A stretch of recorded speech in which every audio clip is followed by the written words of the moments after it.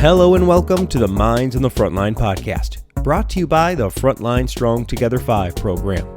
FST 5 provides streamlined access to behavioral and mental health services, as well as crisis resources for Michigan's Frontline 5 workers and their families. This includes all professional, part-time, and volunteer firefighters, EMS, law enforcement, corrections officers, and 911 dispatchers in Michigan and their immediate family members. First responders and mental health experts collaboratively created FST5 to provide 24/7 live support, effective resources, and cutting-edge services to prevent and alleviate PTSD, anxiety, depression, and other frontline work-related mental and behavioral health challenges. Need help now? If you are a frontline worker in Michigan or an immediate family member experiencing any crisis, work-related, substance abuse, depression, relationships, finances, or any other, reach out by calling 1-833-34-STRONG or go to fst5.org for more information. I'm Jeff Lassers, one of the hosts of the Minds on the Frontline podcast, and I'm a professional firefighter, paramedic, educator, and content creator. Minds on the Frontline is co-hosted by Mike Mattern, who is also a professional firefighter and paramedic. In addition, Mike is a peer support team member for his fire department and the Frontline Strong Together 5 program, as well as the chair of the Michigan Professional Firefighters Union Behavioral Health Committee, and a board member of the Michigan Crisis Response Association. Mike has training and experience with frontline worker mental and behavioral health. On the other hand, I do not. My role is to produce the show, whereas Mike is our resident subject matter expert. Together we hope to inform, educate, and entertain frontline workers, their families, and the public regarding the realities of frontline work-related mental and behavioral health challenges. In today's episode, we are incredibly honored to welcome Anthony Gonzo Gonzalez to the show. Gonzo is the Coral Springs Parkland Fire Department Battalion Chief assigned to the Training Division.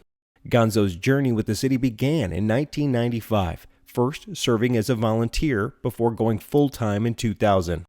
Gonzo is a producer for the Gettin Salty Experience Podcast, which is a fantastic and hugely popular show hosted by retired FDNY firefighters that share their stories and traditions from their days in the fire service. Gonzo was at the forefront of one of the most challenging situations faced by first responders: the harrowing Parkland shooting at Marjory Stoneman Douglas High School on February 14, 2018. This incident was particularly difficult as his daughter was a student in the building during the event. Thankfully, she was unharmed, although her boyfriend was sadly among the 17 lives lost. Gonzo's profound experiences and insights are not only vast, but also deeply impactful, offering a unique perspective on the heavy responsibilities borne by those who respond to crises. While we're not here to relive the events of the day of the Parkland shooting, we've invited Gonzo to share his insights into what first responder agencies, and indeed all of us, need to be ready for in the face of such devastating circumstances. The importance of preparation cannot be overstated, both in dealing with the immediate aftermath and in supporting the long-term mental and behavioral health needs of those who face the unthinkable in the line of duty. Gonzo's experience will guide us through the critical discussions on readiness, response, and resilience that can help shape a path forward from trauma to healing.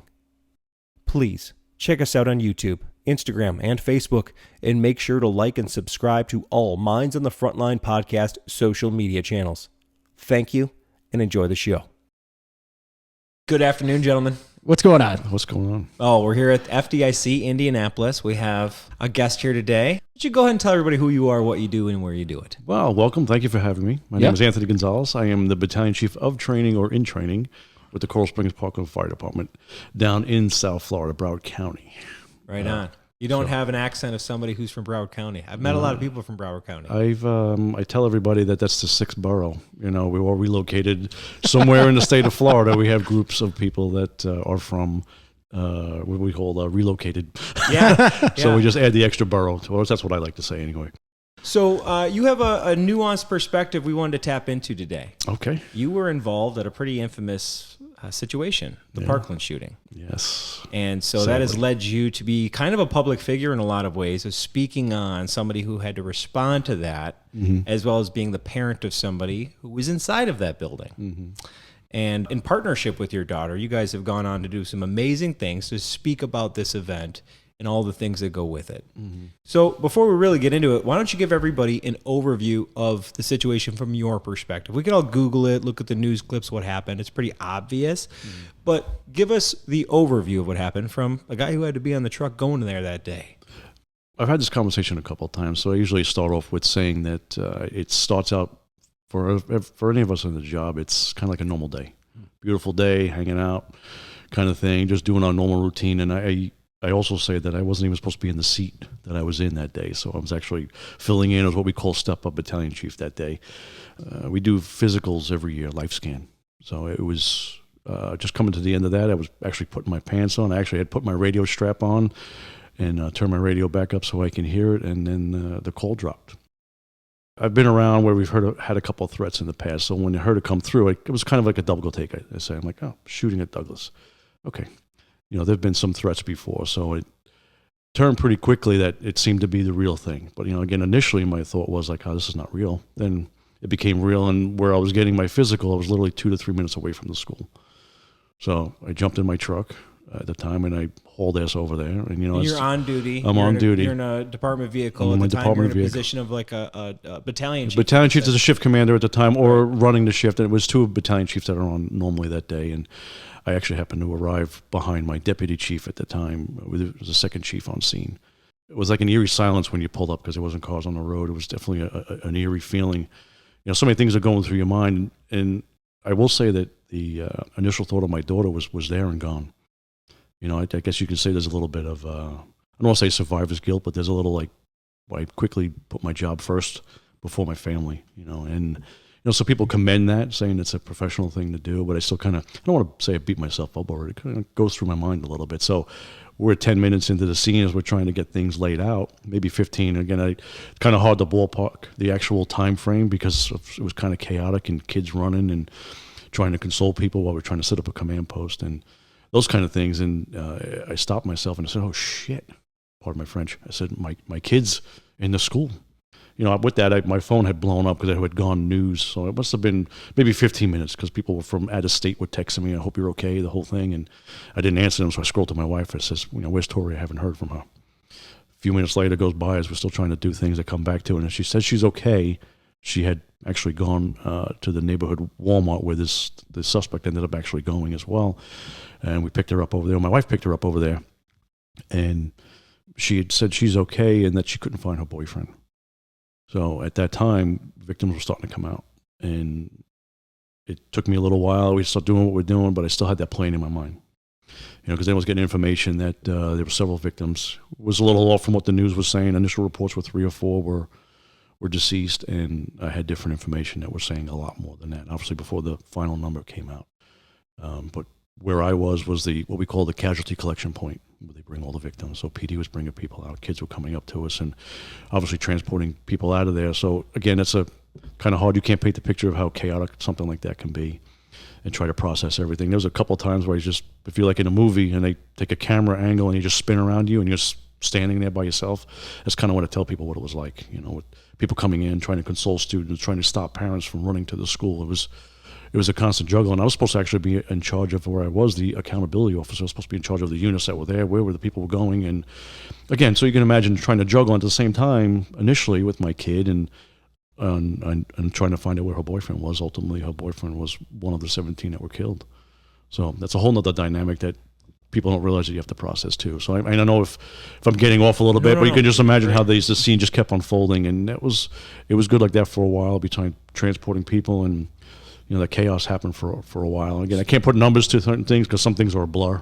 Sure. Yeah, I think it's one of those things where, that's the mind is only able to process so much at one time. And you pull up in the middle of this and you've got multi-factors going on, school shooting going on. Where's your daughter? Where's your daughter's boyfriend? The mind can only process so much at one thing. And we've all been on those scenes where you get overwhelmed and you just sit there for that's what I was explaining. The first couple seconds, spinning you're in a movie. That's just in way because it was just you don't know where to go. You know what to do. It gives me just chills even thinking about it right now as I'm explaining so it to you. you're taking in all this information and the worst day imaginable type situation. It's almost like your brain went into that old, you do what you're trained to do. Mm-hmm. And so the only thing you were trained to do in this situation was to do your job, to go in, treat people, right? So it's almost like your brain's like, yes, I acknowledge my daughter is in here, but this is what I know what to do right now, right? Mm-hmm. So it's like you were forced into what you were trained for, which speaks to my next question. Do you feel like any amount of training could have prepared you for just the intensity of the number of things that have to happen all right now? Like you said, any initial action plan showing up on that, you're supposed to establish communications, establish incident command, assign this, assign that. And meanwhile, people are screaming, running around, running in and out of buildings. Did you feel prepared for that incident in any way? I would say I was slightly prepared, but there's only so much training can cover when it comes down to the real deal with anything with what we do. It does help. We were a very proactive department for many years, and we actually trained in this field prior to this shooting taking place. And so I think that helped us. You know, some other agencies didn't respond so well because they didn't train that way, and I'm not shooting them down. Just our agency was a little more proactive in that field. So again, as I said, training can only do so much, but to prepare you for that mentally, no way. That's too much, as we just already said. It's just too much to process to try to have. Some people are good at it, and some of the guys I was watching, but you can just see how overwhelmed they were in their tasks as well, probably just because of the magnitude of the incident. You know, not knowing where we actually staged, where he actually was shooting out the window because he was going to shoot at us. You know, that was his plan. Well, again, these are all things that come after the fact that you realize, you're like, oh, wow, we were kind of in a bad spot. And then eventually we brought some units in to give us protection, but that plays in your mind too. And I know it's a little off script or a little bit off the thing for training wise, but you know, the long and the short of it is, I would say it helped a little bit. Percentage wise, maybe, I don't want to insult anybody, but maybe, 30 or 40% that could help you. So you talked about, after the response, you had a huge response when it came to mental health and peer support. What kind of programs did you have prior to the shooting that were able to respond that day? I think back then, prior to the shooting, we had your standard team that would be called in for a tragic event, infant death or something like that. For your team. So that was the norm. But since the shooting, our division has grown. We have a health and safety battalion that's in charge of the city. Not a battalion, excuse me. We have a battalion, but we have a district chief or a division chief that oversees the entire mental health and battalion or health and safety for the entire city now. That's what's grown immensely since then. So he is in charge of all these little elements, our clinicians, peer support, obviously the health and safety of our membership, and as well as the city. But obviously for the department, now we have our health and safety battalion that takes that. So he's encompassed a lot of the stuff, like I said, the clinicians, the peer support, and under the umbrella of BHAP, which is skipping my mind right now is what the actual definition is, but all those programs fall underneath this policy. So it's, again, it continues to grow as things go on. The biggest push right now is obviously cancer, stuff like that. But, when they have the ability to do mental health with our clinicians, peer support, and all the services that we would provide, we bring them out. 2018 for me was a shitty year. So I seen it kind of come full circle. A lot of people come out because that was the year we had the shooting. One of my drivers was our first suicide. And then I was actually deployed to Hurricane Michael, which was on the west coast of Florida and the Pensacola area, was the devastation was there. So coming at and seeing people come together for all those divisions, not just with us, other people coming out, and it was nice to see that people growing and changing the culture of mental health and things like that. I know at the grand of it, that's what these podcasts or these discussions, they need to happen. They need to happen more, because I tell you, almost 30 years on the job and almost 10 more to go, that I feel it's changing. I feel people such as yourself are making an impact. Just having that conversation, getting people like me to have and tell people it's okay. This is going to sound cliche, but it's okay not to be okay. It's real. So, and I know I went off script a little bit there. I keep saying it. I'm sorry, but it's important. I wanted the audience to know that don't be afraid to speak up. It makes a difference. So a lot of people have a problem speaking up, and so sometimes we got to put systems in place to check on people, to not force them to speak up, to give them like an ultra safe place for them to be expected to speak up if they need that. So do you think that there needs to be more of a fortified system that looks at how we respond to these incidents afterwards? I think they're actually changing with that. And we're starting to see that. As I said earlier, I'm a member of the Urban Search and Rescue Team, and we had the Surfside building collapse. And even recently, the hurricane that I was deployed onto the West Coast again last year, they're starting to now immobilize mental health units to go with us. So I think that that's where the structure, where your question is going to come in, or it's going to eventually be answered, where it's going to be routine. If it isn't for the most part already, that when something happens, you're going to have a team of people that are going to be there to help everybody and anybody that needs that kind of help. So I'm saying, so it was pretty significant for the Surfside building collapse when they had that down there, to have the peer support people there, because there were some people still struggling from seeing what they had seen that day as well. So based on those experiences that you've been a part of, and secondary and primary, what are the common things that you're seeing that need to be set up? Like, how soon after these incidents should be pulling people off the road? Like, what does it look like exactly? Like, we keep saying, yeah, we call them, we make sure they're okay. But in your opinion, you're the chief of the America Fire Department. Yeah. What's your rule? Well, if it was up to me, I would stick with our standard, what we normally do after an incident. We bring everybody in, we have the debriefing, and then see if there's somebody that's struggling. I did notice that we had some people that didn't want to speak even after the shooting 6 years ago. I'm okay, being a tough guy. That's where I felt, and again, I'll mention this, is the conversations that I did have. Now, I didn't speak to a lot of people. I wasn't afraid to have the conversation with anybody that would ask me about how I was doing. I wasn't afraid to speak about it. I just wanted to get that out there. And I think that caught on. I think we helped some people. When I did a few other podcasts, I know that same kind of conversation, just having that conversation, making that statement that just have a conversation, man, how you doing? Let's just talk about it.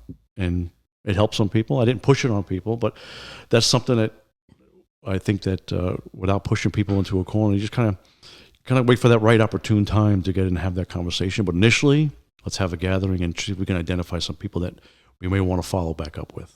Hopefully that answers your question, or kind of steers down the direction that we want to go. Because it's, even though we're not professional mental health providers, we know the people we work with. Mm-hmm. Usually more than most professions, because we spend so much dang time with each other, right? We're the ones with the best radars. We're not always the best to help, though, right? Because sometimes we don't know what to say. We're always those first ones to say, let me know what you need from me. Oh, I'd be happy to help. We just have no clue what that looks like sometimes. What is the value, and are you guys using culturally competent clinicians in these processes? I would say yes. I know some of them have to be trained. They go through a pretty decent program from what I've seen. I haven't been involved in it. I've seen some experiences with it, shall I say. I don't want to say I haven't seen it all, and some of them that I've actually had some conversation with seem like they're very interested and they want to help, and they're there for the right reasons. Now, this is a little bit different because my daughter still had a year left at the school after the shooting, and there was a clear difference between people that were there that were not experienced or had the right way to ask somebody for help. So I unfortunately got to see that side of it from her perspective, and the way she would come home and tell me I guess you could say the pretty much blunt kind of conversation. Well, what's wrong with you? Bothering you? Very kind of cold, not a really proper way to approach somebody that is just, especially with her. I say her because obviously that's what I know the best, but in that situation, but even a family member that lost a child, that was the wrong approach.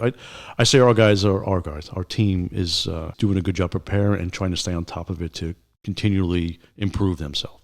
Yeah, one of the things that was so notable in the interview that you and your daughter did for the Behind the Shield podcast was she brought up the fact that it didn't feel as if the clinicians in that situation, it was like they didn't understand what they were supposed to do, but it's so fundamental what they need to do. Mm-hmm. And it was very, like you said, blunt, dry, sterile. Are you feeling triggered? Well, do you think you're triggered because of this? Exactly. Like, hang on. Why are you leading me into any approach of this? Yeah. And to hear a young person articulate that, who went through it, and now, like you said, she's 23 now, and I believe that interview was just earlier this year. Yeah, it was a little while ago, actually. Yeah, okay, so within the last year. And she's able to look back on that and be like you could tell in her voice, like, seriously? This is what you're asking me? Do you know what I just did? It was not helpful for her. It's where we're very different, as you mentioned. She's 10 years or light years ahead of me when she comes to speaking and carrying herself and the way she digests certain things, and could put me to shame. I wish I had half of her speaking ability. She blows my mind away. I'm just kidding. No, I wish I could speak like she does. I try my best. I definitely look up to her speaking in that way. But anyway, you should be proud. She did a very nice job. And I've gotten a lot of that because she can, as you said, she can articulate her mind very well when it comes to this. And unfortunately, she was forced to grow up pretty quickly. Yeah. And handle something that most people shouldn't. Nobody should really have to handle that. But that's unfortunate what we have in our society today. So certainly, all industries suffer and benefit from good and bad clinicians that are out there.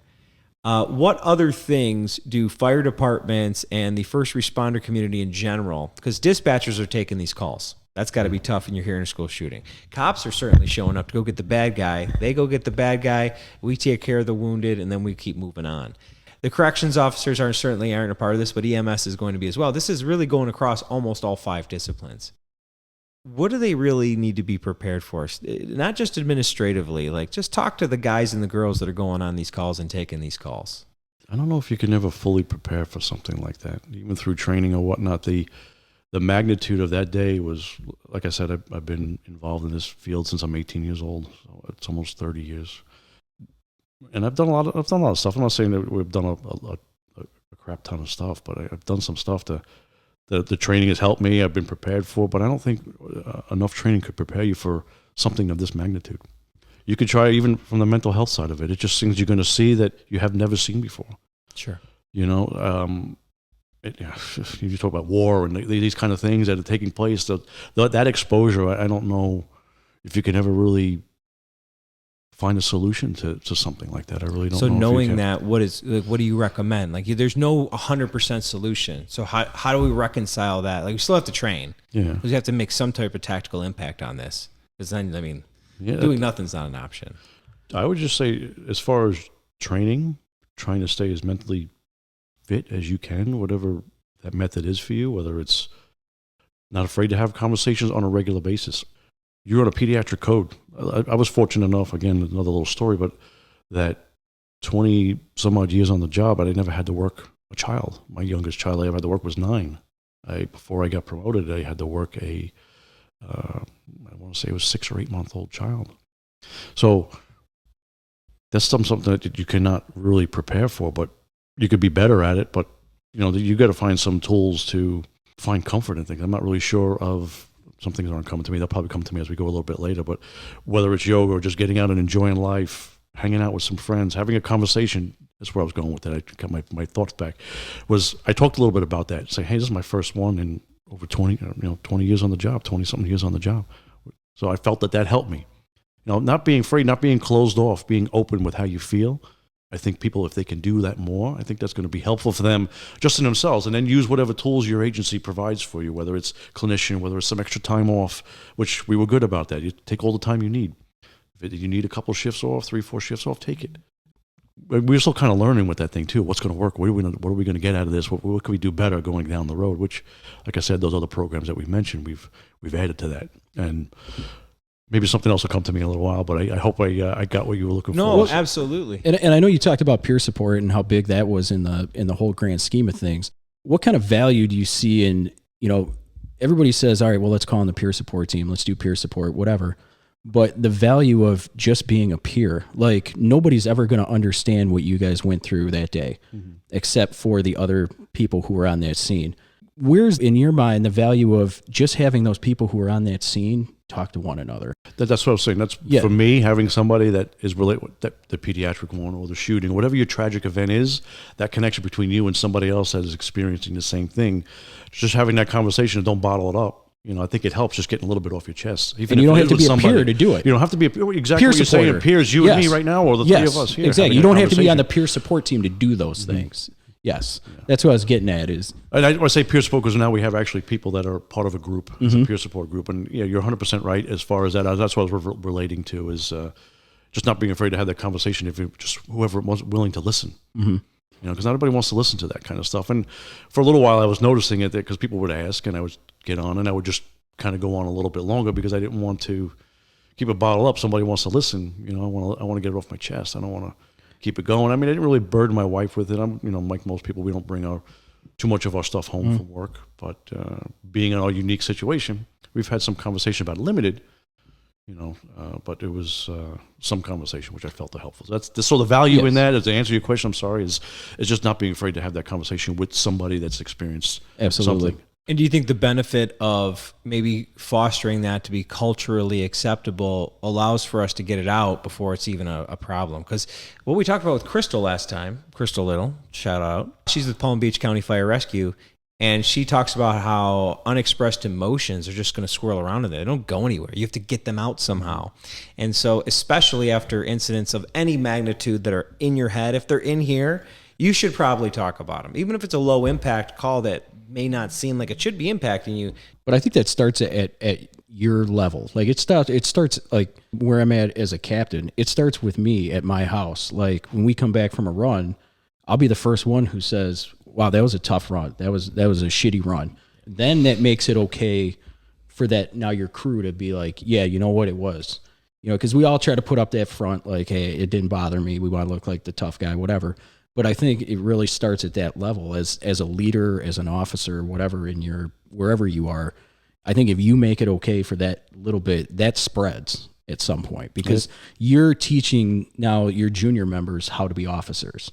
So when they see that as a newer person, whatever, and they look at you and you're, the captain of the station, you're like, yeah, that really bothered me a little bit. That's how you change the culture behind all of this is you're teaching them how to be that leader who takes care of the people on their crew. Yeah, we do what we're taught. Yes. We're all by example. It's all passing on knowledge. That's what I mean. That's what this whole thing is built on. Yeah. Well, it's good to set those expectations as a company officer that can do that, to set that expectation. You create that environment in your firehouse, and it just spreads. Cat passes on that this is Captain so-and-so. He operates this way. Yeah, if it works and they get used to it, well, and you're changing that mentality just by, and I think you're 100% right. It does start at the lower levels, and especially now, is to keep the conversation going and building that expectation of that, hey, listen, we're going to have a serious call, and we're going to, at some point, it may not be immediately after the call, but at some point, we're going to have a conversation about this call, because you use it as a training thing. You're going to talk about it from a training perspective, and you get them to open up a little bit, and as we talked about already, the value in having these conversations, because you're going to learn from it. You add a little training element. It's not a trick, but you add a little training side of it. And how you feel about it, what we do. You can kind of introduce that, let the guard down, and have the conversation. Yeah, and I think it also. I think there's a lot of people out there who think their department just doesn't care about them. You know what I mean? And I think it's one of those things where you look at it and you're like, you're not working for me, you're working with me, and I give a shit about you. Well, you know what I mean? It humanizes that we're humans first before we're anything else. Right. And I think that makes that connection. And I've seen, and I'm sure you've seen the change in mental health in the past, like 5 years. It's really kind of made a turn. But one of the things I wanted to ask you about is, we're 6 years out now. I know some of the stuff that we've done with peer support. At the initial incident, everybody floods it with, what can I do for you? Whatever. There's two thoughts. There's one, you don't kind of follow up with people because you don't want to keep bringing it up. Or what we do is we still follow up. What's your thought process? Having going through this, is it don't keep bringing it up, or do you think there's a value in saying, even now 6 years out, those members who are there amongst yourselves, how are you doing? That type of thing. Or is it, I guess, what's your thought process on it? We still have some conversations with some of the people. I don't bring it up only because it's what I've tried to do myself is to help myself heal and other people heal. I just try to limit the information because obviously these things still happen. And that's one of the questions that people do ask me, that when it does happen, how do you process it? And I just try to limit the information that I'm taking in, because I drive past the school, I live right by the school, so I have enough reminders of what took place that day. And when I see certain members that I can remember seeing that day, it's just, there's an instant connection there. But I do watch. If it's for me, I may just take a back seat from somebody and just kind of see how they're doing, see how their work habits are, and paying attention. And if I need to interject, then I will. And I've asked some people, hey man, how you doing? Everything going okay? I don't, there's only, a handful of people that ask me how I'm doing pretty regularly when I see them. It's almost one of those things. How are you doing? How's your daughter doing? You can see that that's genuine. So there's still people that feel, even to this day, that they want to ask about it. And I appreciate that. And that's good, because they care. They still want to make sure everybody's doing okay. So I kind of do the same thing. But I don't want to, knowing your people, as we said before, there's some people that don't want to be bothered. You know, they're doing okay, they're doing good, and I can see that, which this is kind of that's maybe a double-edged sword, because as I said, the first year, the 2018, when we had the first firefighter suicide, nobody saw the warning signs, because this is probably another conversation, and I kind of changed the trajectory. No, keep going. Keep going. It's all related. Is that the whole isolated bunk rooms in the firehouse has, people can go hide. Mm-hmm. So I think that ties into a little bit, because had he been with us regularly and not being able to go hide, we might have recognized that something was going on. And he was a solid guy. He was a driver for me for a little while, and I taught with him for many years as an instructor for the fire academy.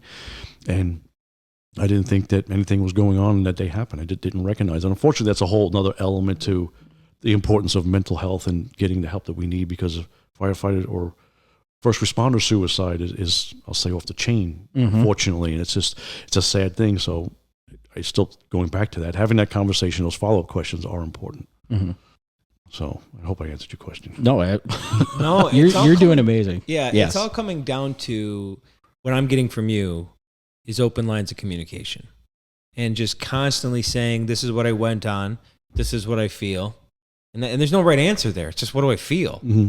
Instead of letting that loop in your mind and in your gut and just swirl around, getting it out, it sounds like, is the best, easiest medicine afterwards. That's just cheap and easy to get it out, because the buildup creates the isolation. The isolation compounds the problems in your mind and your heart, and then you could go down a dark road. Mm-hmm. So you mentioned your colleague that committed suicide was showing isolating signs. They could have been in events that contribute to this.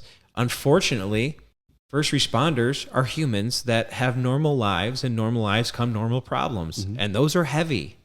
And then on top of that, we go to work and we see 3 people's worst days before noon, and it gets even harder. So it's sometimes it's not even the calls that we go on; it's whatever's going on in our life that are compounded by the calls that we go on, or the situation we're in.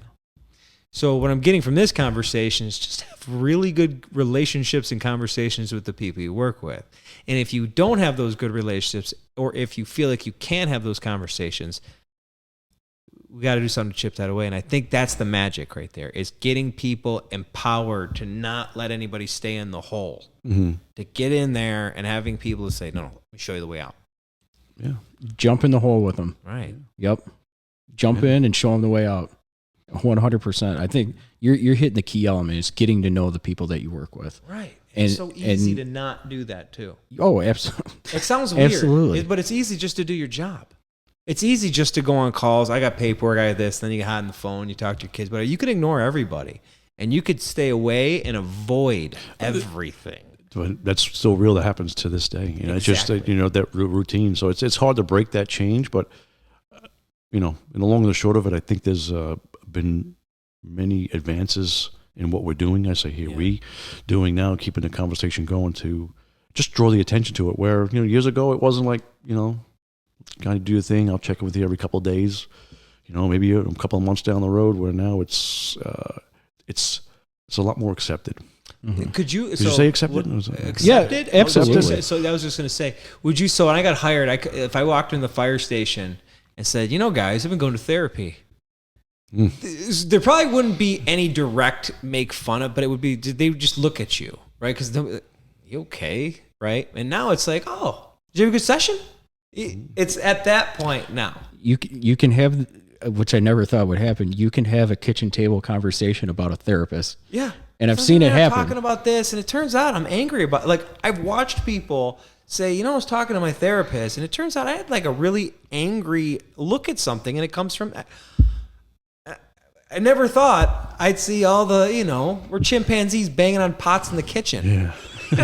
And now everybody's talking about their feelings? What happened here? Yeah. But that's a good thing. We're headed in a great direction. Yeah, for sure. And I think the lagging part you're bringing up is that not the only, but a lot of the people that lag behind just aren't getting talked to, or we're not dragging them into conversation sometimes. It might be the personality, or you're reading the person very well, and they're like, okay, I'm not going to, it's a chance. You're taking a chance by maybe not engaging and just giving them their space, because some people have to come around when they're ready, and I think that's part of it too, is just give people the time, as long as it's not a detriment to any, further outcome, but somebody that still stays engaged and doesn't forget this person. So that person becomes even more isolated. Like, not one person's reached out to me in a month or 2 months, and that just drives that thought process even further and further in there. And that happens. Yeah. Well, and I was like, when I was going through some stuff, I wanted to talk about it, but it was under the old regime of you don't say anything, you keep your mouth shut. Like, but I also didn't know how to start that conversation, and I think that sometimes the people who are going through stuff don't necessarily know how to come out and say that. But if somebody comes up and goes, "Hey, I've been noticing, this, and this. You all right?"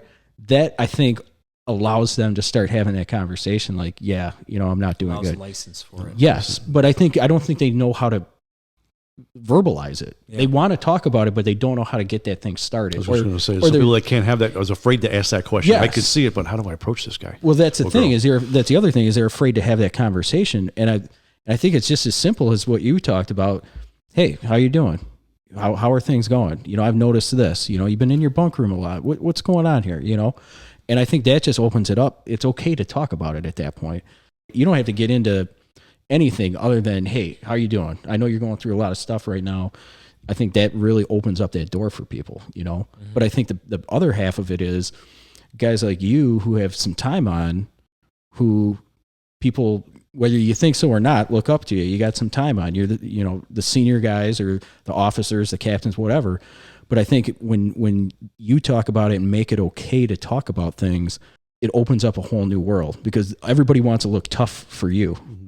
They don't want to show you any weakness. But if you're going, hey, it's cool if you got something going. And I think that's why I love the fact that you were able to come on here, is to have that conversation and show, you said you had 30 years on? Almost 30 years. Almost 30 years. I started when I'm 18. I'm 51 now, so just do the math. Doesn't look a day over 40. Look at that hair. I don't know. But I think that's what helps. I mean, I think it helps to those types of guys are coming on and going, hey, it's cool. Talk to somebody. It's okay to not be okay. I think that's what moves this whole thing forward that we never had for so many years. That's what changes the culture. If somebody's reaching out or having conversations, one thing that this shooting has a related experience-wise, or actually maybe just over my career, was that if you're going to get more of a response from somebody that's involved in that same incident than somebody that is not, whether it's, in this case for the shooting, whether it's a student or a faculty member, or in this case for us, a first responder that was there, this easy for somebody to forget. We don't want to say you never forget 9/11, the whole thing. The unfortunate side of it is, depending on your level of involvement in any tragedy, is going to dictate how involved you are mentally, physically, the whole thing, in those things as you carry on through the rest of your career. I hope that makes sense. Yeah, absolutely. Where I was going with that, because I've seen that firsthand from people that just have forgot about the shooting. I say even 9/11. It's because unfortunately there's been more. Well, it what makes I mean? it hard. You get, was that the one where, no, like, you literally are confusing school shootings now because there's enough of them. Yeah, it's unfortunately. Yeah. Was that the Parkland or was that Uvalde? Was that Sandy It's even Hook? happening out of the Oxford? States now. Right. It's all over now. It's not just the United States anymore. Okay, so we covered a lot today. I highly recommend that people watch your documentary after Parkland that you and your daughter are a big part of. Yeah, so it'll give people a side of and I'm sorry, I didn't mean to interrupt you. It's the family side of things. It's not so much the in-your-face documentary. So it just kind of paints a picture. They follow. It's mostly about my kid a little bit and how the challenges she had, because that was her soulmate. There was a lot of love there, and that's just that's a very difficult thing for me to speak about. I had a lot of trouble, even as I get a little choked up now thinking about it. It was just, the pain was so deep. So as a dad, as a person who responded to that call, and like most firefighters who are in a leadership management position, you care about the people that work for you. Yeah, you worry about the people that don't even work for you yet, I'm sure. The next generation after you leave. Well, that's what I was going to mention that too. Is we're hiring people, and part of the things we tell them is that conversation is, you're going to see some crap over the years. Just don't be afraid to have the conversation, and we don't beat them up with it. It just gets from day one. Just going to plant that seed. Sorry, so I didn't mean. Yeah, absolutely. That's awesome. And knowing that, and being in the situations you've had, and the experiences that you've had, and close to administration, you have the ear of administration. Let's pretend you have all of the ears of administration right now. What do our city officials, chiefs, all the leaders, the bosses, need to really take home and understand from this? In a nutshell, they would have to be committed to long-term care for somebody, long-term involvement. Training is going to come. We're going to continue to train. Again, like I just did training last year. from the rescue task force element of it, but for the training aspect of it, which I'm involved with, is to do that. And just to, again, it's an investment. They have to invest in our people and not just wait 6 months down the road, you're okay. I mean, circle back at some point and follow up. What we like to use in our fire department is follow through. I like that. And you have to stay on top of it, whether it's 6 months, 8 months down the road. And this goes for everybody, the school board, whoever is involved needs to have that commitment to our people to make sure that they're getting the help that they need, whatever it may be. It's just not something that shows up for a couple of months and then fades out. Because a lot of that stuff does happen, unfortunately. Whereas, and that's globally. We're going to be here for you for the next couple of months, and then things fizzle out. So it's just staying committed, I think, to it, and all the avenues that are involved in that we already kind of touched on. I hope I got it. Yeah, absolutely. That's awesome. Do it. Follow through. Do it. Make sure it's there and invest. Yeah. And it's not a short-term problem. Yeah, this is a long-term investment, like you talked about. Here we I are don't think 6 you're years saying later, is to and throw it's all resources at it immediately, but to invest in something, you add a little bit all the time, and it grows with significant interest. We're a good example of what we evolved since then. Again, I'm not. Right, every year a little bit more. A little Next bit thing more, you look just back, keeps growing. We're pretty good at this. Yeah. Now things are gonna. It's like you can train for a tornado coming through your town. Ain't nothing gonna prevent you from watching the tornado going through your town. You're like, oh, this is gonna suck. It's like Mike Tyson said, everybody's got a plan until you get punched in the nose. I think he said the mouth, but either way, Or bite your ear off. Yeah, bite your ear off is another thing. Yeah, then that whole plan goes out the window too. But before we close it out, why don't you give a shameless plug? Where can people normally see you? Oh, go ahead. Right. Well, we got a couple. It's called the Gettin Salty Experience Podcast. There you go. Is normally where I can be. And we've had some good shows on there. We've actually made some impact, just so you guys know that are listening. We actually did a few mental health shows, one in particular with me and a few others that followed that are, again, we're spreading this message. So if you want to have some good laughs and whatnot, but at the same time, you could understand the message that's behind those podcasts. And there was a lot of information after those podcasts where people were reaching out that were happy to hear that somebody, I guess, of my career length that was speaking up and saying it's okay. So you're paying it forward. Paying it forward, and it has helped them. So I'm hoping that here today we helped somebody. Absolutely. You don't know it. You'll never know it, but I bet you there's somebody out there who you just helped today. I hope so. Absolutely. Thank you, sir. Thank you for coming on. Thank you guys for having me. Thanks for coming. Out there doing it's just the old guys, the old 51-year-old guy.